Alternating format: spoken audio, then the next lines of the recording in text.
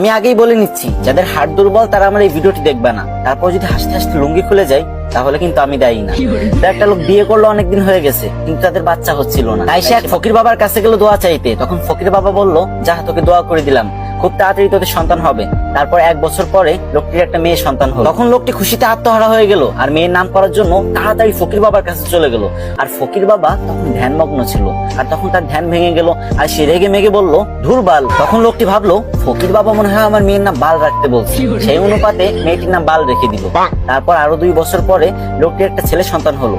তারপর লোকটা খুশিতে ফকির বাবার কাছে চলে গেল ছেলেটির নামকরণ করতে। কিন্তু এবারও ফকির বাবার ধ্যান ভাঙার কারণে ফকির বাবা বিরক্ত হয়ে বলে উঠলো, ধুর চ্যাট।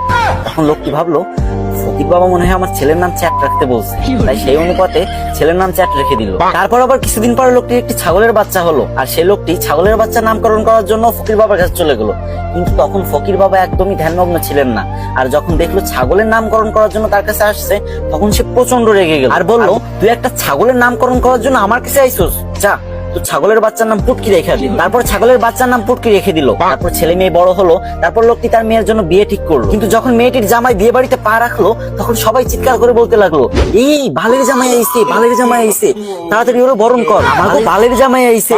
এই শুনে তো জামাই রেগে মেগে বিয়ে করবে না বলে বাড়ির দিকে রওনা হলো। তখন শ্বশুর সামনে এসে বলল, বাবা তুমি রাগ করো না গো, তুমি তো আমার চ্যাটের মতোই। এটা শুনে তো জামাই আরো রেগে গেল আর বিয়ে করবে না বলে আবারও বাড়ির দিকে রওনা হলো। ঠিক তখন শ্বশুর মশাই এসে জামাইয়ের হাত ধরে বলল, বাবা ও বাবা, তুমি আমার পুটকির এক টুকরা মাংস না খেয়ে কোথাও যেতে পারবা না বাবা। এই কথা শুনে জামাই বেহুশ।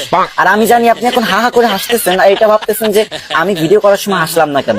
আরে ভাই, 2টা বড় বড় লাইটের সামনে ভিডিও করার যে গরম সহ্য করা যায় না ভাই, পুরো ঘেমে গেছি। এত কষ্ট করে আপনাদের জন্য ফানি ভিডিও বানাই আর আপনারা শেয়ার করেন। যদি মন চায় তাহলে এই ছোট ভাইয়ের ভিডিওটা একটা শেয়ার করে কমেন্ট বক্সে বলে যায়, আমিও দেখবো আমাদের কে কে ভালোবাসে।